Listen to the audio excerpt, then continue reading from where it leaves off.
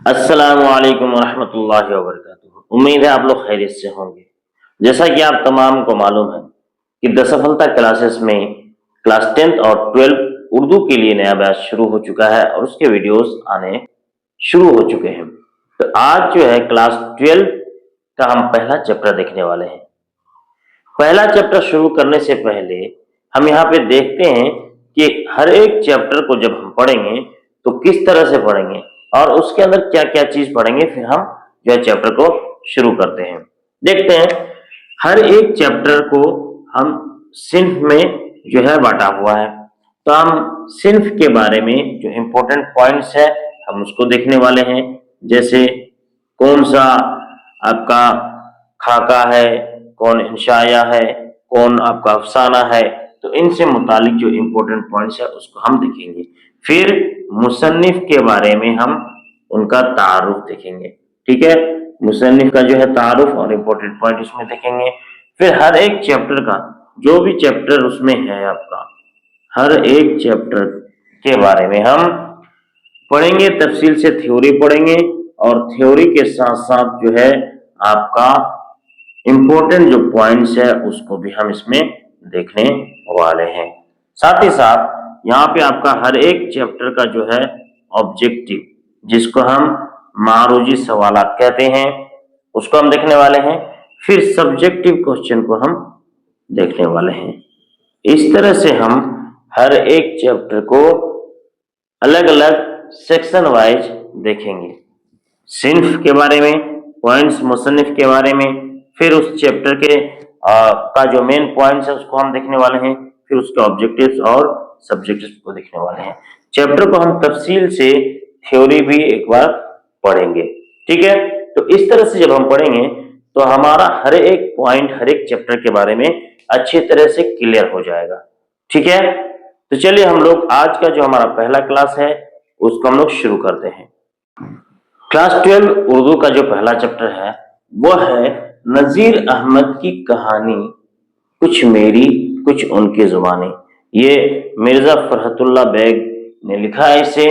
और ये क्या है, एक खाका है। खाका क्या होता है कि खाका दरअसल किसी भी शख्स के बारे में, उसकी अच्छाई, उसकी बुराई, वो जाहिर में कैसे हैं, बातिनी तौर पर कैसे हैं, उसके बारे में, उसकी जिंदगी के बारे में या जिंदगी किसी एक पहलू के बारे में आप एक ब्लूप्रिंट या एक स्केच या एक तस्वुर पेश करते हैं तो उसे क्या कहते हैं, खाका कहते हैं। मिसाल के तौर पर आपके उस्ताद हैं, आपके वालिद हैं, या फिर आपके कोई दोस्त हैं, आप उनके बारे में, उनके कुछ लम्हा को लेकर या फिर उनके कुछ जो है आप वक्त को अपने कलम से बयान करते हैं, लिखते हैं कि वो किस तरह के आदमी हैं, उनके सिफात कैसे हैं, उनके आमाल कैसे हैं, उनका लोगों के साथ उठना बैठना कैसा, उनका मिजाज कैसा है, उनके हालात कैसे हैं, उनकी कैफियत कैसी है। तो ये एक इंसान के बारे में उसकी अच्छाई, उसकी बुराई या फिर उसके ज़ाहिरी औसाफ, बातिनी औसाफ, उसके मिजाज, इन सभी चीज़ों का एक मजमुआ है जिसमें आप खाका में बयान करते हैं। ये पूरी जिंदगी की एक सवाने हयात नहीं होती है, बल्कि यह एक वक्त का, किसी भी एक खास, एक कह सकते हैं कि एक खास वक्त का एक जो है खाका इसमें पेश किया जाता है। ठीक है, तो देख सकते हैं खाका निगारी किसी शख्स की तहरीरी तस्वीर कशी को खाका निगारी कहते हैं। तहरीरी तस्वीर कशी यानी आप किसी के बारे में, अब उमूमन आप यहाँ पे देख सकते हैं कि लफ्ज़ में लिखा है कि खाका को अंग्रेजी में स्केच कहते हैं। किसी भी इंसान का जब आप स्केच तैयार करते हैं तो उसकी तस्वीर बनाते हैं। ठीक है, तो जब आप किसी शख्स के बारे में लिखते हैं कि वो शख्स दिखते कैसे हैं, उसका मिजाज कैसा है, उनके आदात और अतवार कैसे हैं, उनके मामलात कैसे हैं, जब आप इस चीज को लिखते हैं तो उस इंसान के बारे में एक تصویر آپ کے سامنے میں پیش ہوتی ہے، ایک تصویر آ جاتی ہے، بن جاتی ہے کہ وہ انسان کس طرح سے۔ تو جب کسی انسان کے بارے میں آپ لکھ رہے ہوتے ہیں، بتا رہے ہوتے ہیں، تو سمجھیے تو بالکل ایک تصویر بنا رہے ہوتے ہیں، ٹھیک ہے۔ اسی لیے یہاں پہ کہا گیا ہے کہ تحریری تصویر جو ہے کو خاکہ نگاری کہتے ہیں، اور خاکہ نگاری کو انگریزی میں کیا کہتے ہیں؟ اسکیچ کہتے ہیں، ٹھیک ہے۔ خاکہ کو مرکہ یا پھر قلمی تصور بھی کہا جاتا ہے، کیونکہ آپ ایک طرح سے اس کے بارے میں جو ایک تصور ہی پیش کر رہے ہوتے ہیں کسی بھی شخص کے بارے میں، ٹھیک ہے۔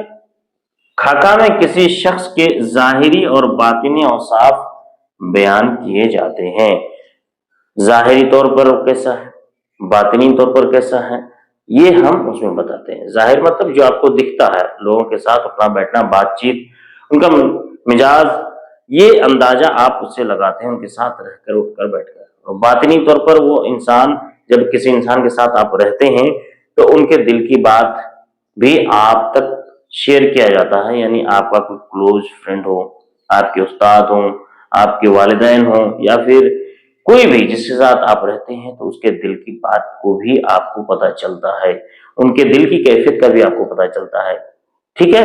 تو ظاہری اور باطنی دونوں طرح کی باتوں کو جب آپ بیان کرتے ہیں تو ایسی صورت میں وہ خاکہ ہوتا ہے۔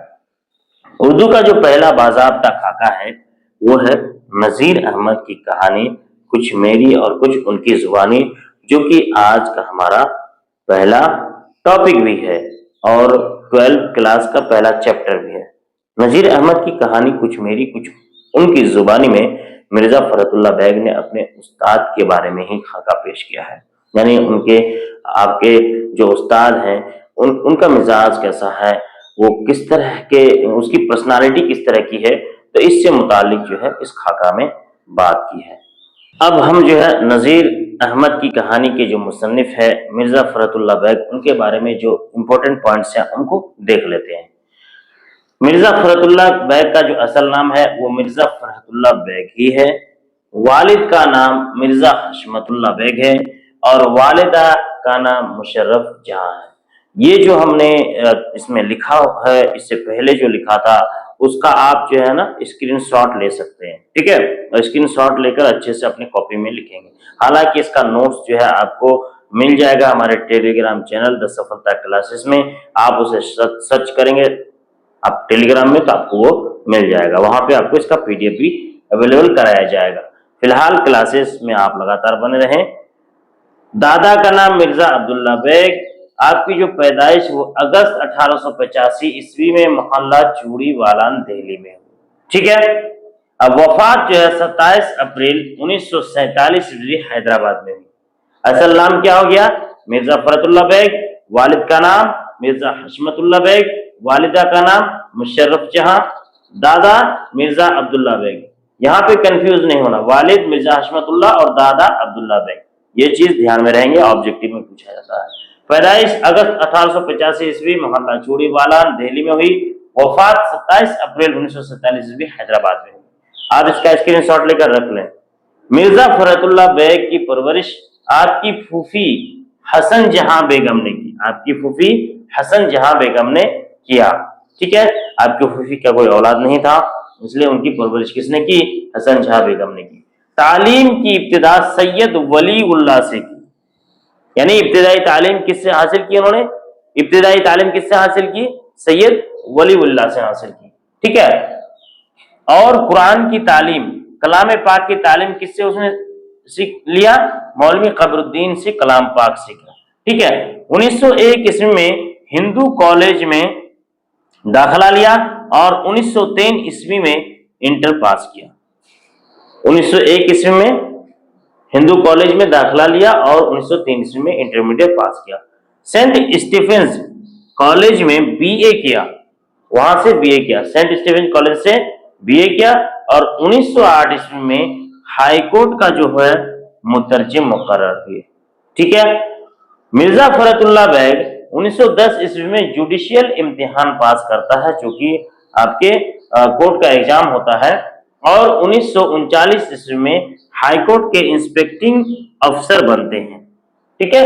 1910 عیسوی میں جوڈیشل امتحان پاس کرتے ہیں और 1939 में हाई कोर्ट के इंस्पेक्शन अफसर बनते हैं और 1942 ईस्वी में वो फिर इस ओहदे से रिटायर हो जाते हैं, सबकदोश हो जाते हैं।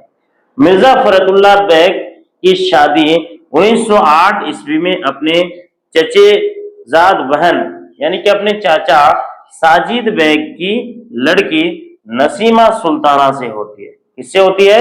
नसीमा सुल्ताना से।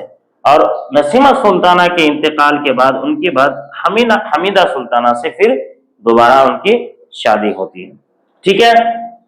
उर्दू का पहला खाका ये जो है नजीर अहमद की कहानी और उनकी जुबानी यही है, यानी कि उर्दू का पहला खाका नजीर अहमद की कहानी जो चैप्टर हम पढ़ रहे हैं, जो कि मिर्जा फरतुल्लाह बेग का खाका है, ये पहला खाका है उर्दू का। तो ये खाका पहली मर्तबा अंजुमन तरक्की उर्दू हिंद के रिसाले उर्दू के शुमार जुलाई 1927 ईस्वी में शाये हुआ। ये बहुत ही इंपॉर्टेंट पॉइंट है, इसको ध्यान रखिएगा। उर्दू का सबसे पहला खाका कौन सा है? नजीर अहमद की कहानी, कुछ मेरी कुछ उनकी जुबानी। इनके राइटर कौन है, लिखने वाले मुसन्निफ कौन है? मिर्जा फरतुल्लाह बेग। और ये कब कहाँ शाये हुआ?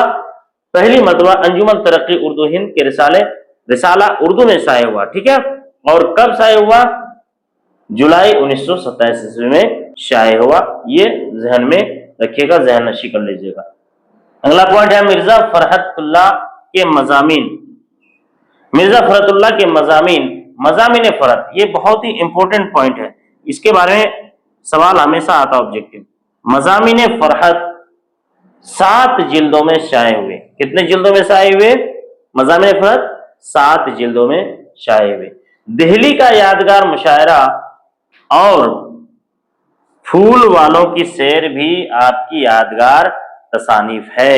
इनके अलावा आपकी जो दिगर किताब है वो इंशा, दीवान यकीन, दीवान नजीर, मेरी दास्तां और मेरी शायरी वगैरह भी इनकी बहुत ही इंपॉर्टेंट और अहम किताब है।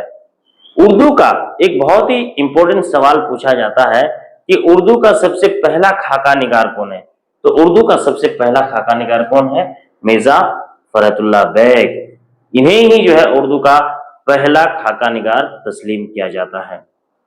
तो बच्चों, ये जो हमने देखा अभी सिन्फ के बारे में, यानी कि खाका निगारी क्या है, और फिर उसके मुसन्निफ जो इस खाका को लिखे हैं मिर्जा फरहतुल्लाह बेग, उनके बारे में हमने जो इंपॉर्टेंट पॉइंट्स है वो देखा। आप इसका स्क्रीनशॉट लेकर अपनी कॉपी में नोट्स बना सकते हैं और इसका जो पीडीएफ है, इसका